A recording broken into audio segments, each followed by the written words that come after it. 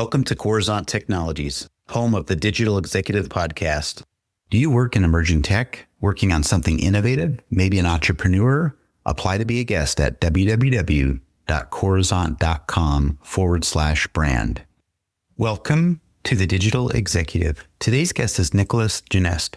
Nicolas Genest is a technology executive, serial founder, and former multi-exit CTO who has built and led companies generating over $1 billion in annual revenue. He is the founder and CEO of CodeBoxx Technology, an AI-first education and software company that trains and employs technologists from all walks of life. Well, good afternoon, Nicolas. Welcome to the show. Thanks for having me, Brian. Appreciate it. Really do, my friend. I'm glad you're back on the show again for the second time. This is awesome. I'd like to talk a little bit about development, especially the stuff you're doing. As you know, I cut my teeth in technology doing that many years ago, but I appreciate that. Jumping in, Nicolas, if you don't mind, you've built and led technology organizations generating over $1 billion in annual revenue and served as the chief technology officer at companies like The RealReal and ModCloth. What key moments shaped your journey from technologist to serial founder and CEO of CodeBoxx?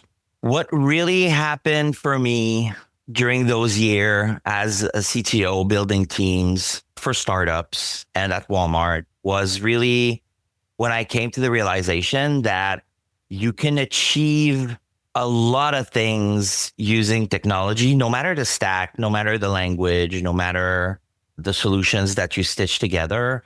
What truly makes the difference is the quality of the people operating and building your stack.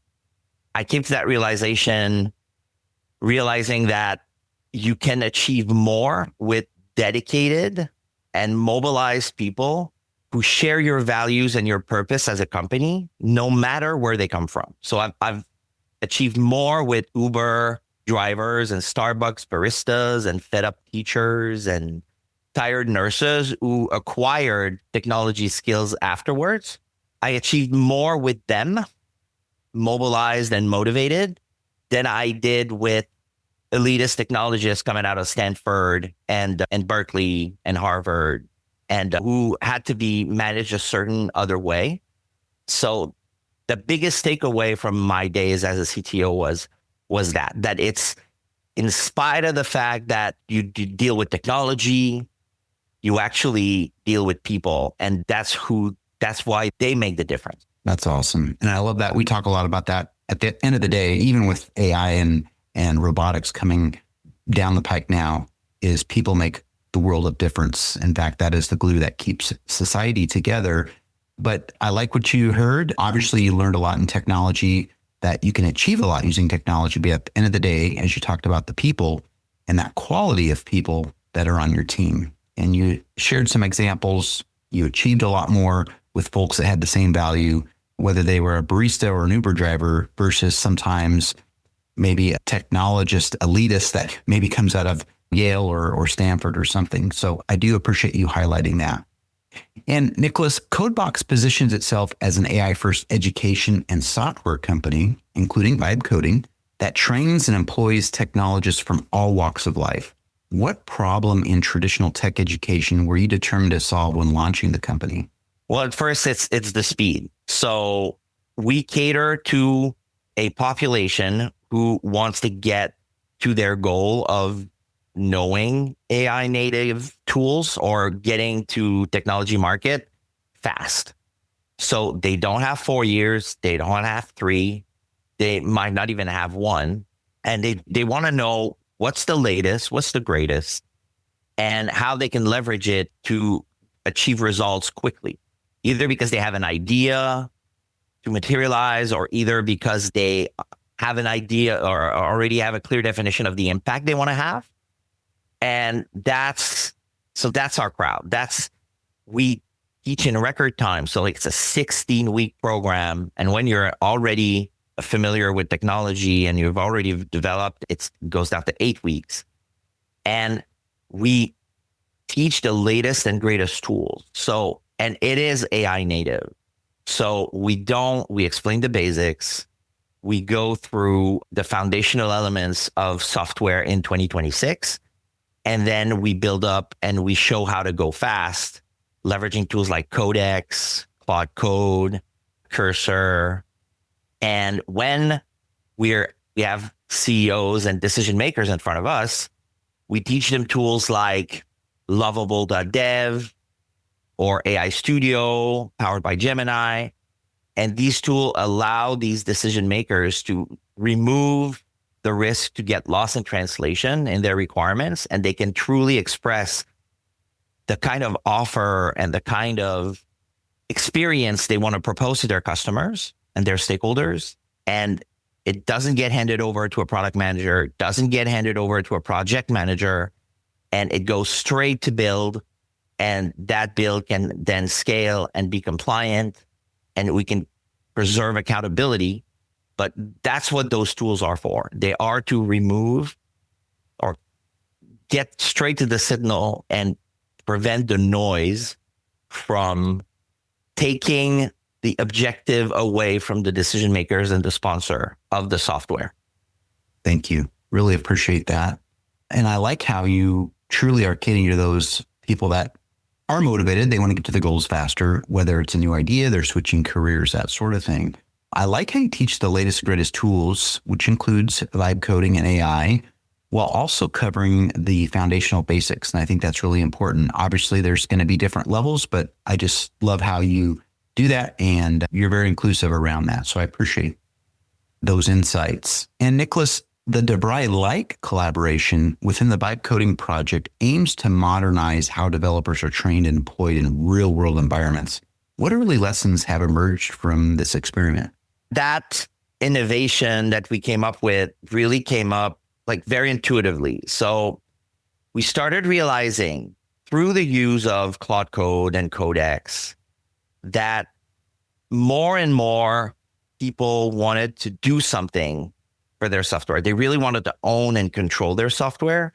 There's like many reshoring movements within companies that are happening where we're taking this away from India, we're taking this away from Pakistan or from Latin America, outsourcing that we used to do. And there's this movement to reshore your software and get back into control. When that happens, some people, sometimes they get stuck. And the way it translates is they start wasting tokens. So like you're on your Claude Code, you're on your Codex interface, and then you're stuck. Like you don't know where to go. Like you try to prompt your way, then you roll back, and then you try another way, and then you roll back, and you see it never ends up working the way you want specifically.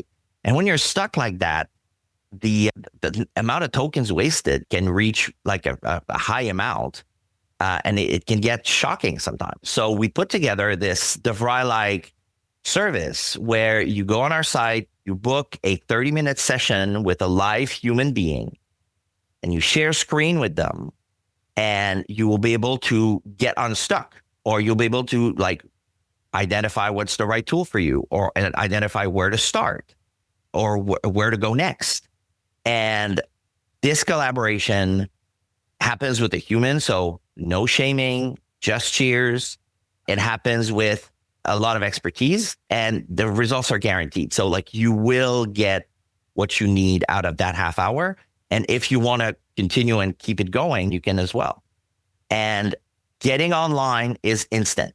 So check out, click on your voucher, get in a Zoom room with a coach, and you get started right away and you get to your results. So it's that on-demand assistance from an empathetic human being was something we believed was missing to this all catching up phase that individuals seem to want online. So that's how we came up with that concept. That's amazing. Thank you. And you talked about that innovation that you came up was very intuitive. You learned that through Claude Code, Codex, and other tools, that it was just making it easier for companies or developers to kind of bring that work back in and do it themselves more efficiently. But what I really like is if you do get stuck, you talked about using these tools, and believe me, you can burn through credits. I know I've got several subscriptions, but if you get stuck, you can jump on a call with a real human and the results are guaranteed. That's phenomenal. And I just really appreciate that you're doing that. You're really giving back while helping the world and also helping your company. So I appreciate that. And then Nicolas, last question of the day, as we look ahead to the future, how do you see AI reshaping software development, education, and the global tech workforce over the next decade? And what role do organizations like CodeBoxx play in preparing people for that future?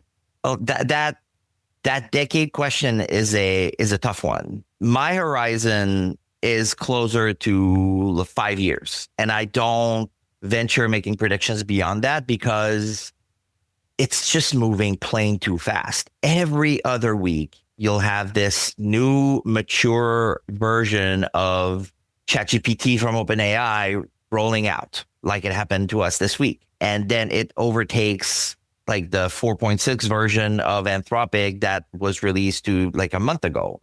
And like every other week, there seems to be the announcement of a breakthrough to be tested and to be made sense of. And the pace is way bigger, like way faster than what humans can actually absorb. Decision makers, lawmakers, consumers, name it. It's just going too fast. And they need to choose what they wrap their head around and what they leave behind. And I see like the consequence of this frenzy is a chasm that's forming. And right now, if you look at the market and the way software is built, there's a portion of them, a portion of the population building software like we were in 2022, like before large language models, before Claude Code and Codex. And these people, they burn the resources of the way we used to do it in 2022, and they run the risk of getting things lost in translation through project requirements and project management and all this stuff. And there's the other population who actually made it on the other side of that chasm. And they are like the record time from ideation to transaction at CodeBoxx is 3 days. Someone came to us saying like, I want to do this. And 3 days later, they were online doing it. So this is how fast it's going on this other side of the chasm. And we feel like we need to be part of that movement, taking more and more people from one side to the other through individual education, through corporate training to bridge the skill gap of the existing workforce they have. Instead of laying them off, maybe they can bridge their skills gap and keep them on staff. Like they have the culture, they have the dedication, they have the purpose. Like if all they're missing is like the mastery of a few tools, let's give them that. And we also can help companies as a whole through like either like taking the bottom of their backlog and getting rid of it, or going faster, building software that would have cost millions of dollars to implement, getting it done with a few hundred thousands now and get it compliant and operational in record time. Those are the ways we feel we can help the most in that revolution where this tidal wave is disrupting so much. So the next 5 years are exciting to us because the LLM models, the large language models are as dumb as they're ever going to get. So they're only going to get better. And we are amazed at every breakthrough they make. It's like a new discovery. And it sparks like a brand new wave of ideas and inspiration that we can apply those breakthroughs to.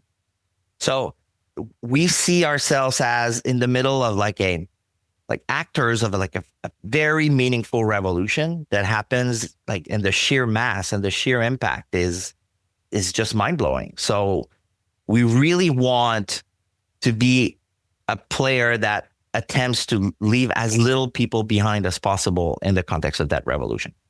Thank you so much. I really appreciate that. I asked you about the next decade and you're like, well, 5 years is probably my limit because due to the explosion of these new technology breakthroughs. And I would agree with that right now, just like a leapfrogging effect, especially when you've got that much competition in the AI space. But I like that your focus is really to bridge that skills gap, to help people stay abreast to new technologies and things that are emerging, and helping companies with their dev and project backlog. I think that's important. And again, Nicolas, you're making the world a better place by the work that you're providing for everybody else. So I really appreciate that. And Nicolas, it was such a pleasure having you on today, and I look forward to speaking with you real soon. Thank you for seeing us. And thank you, Brian, for having me again. Bye for now.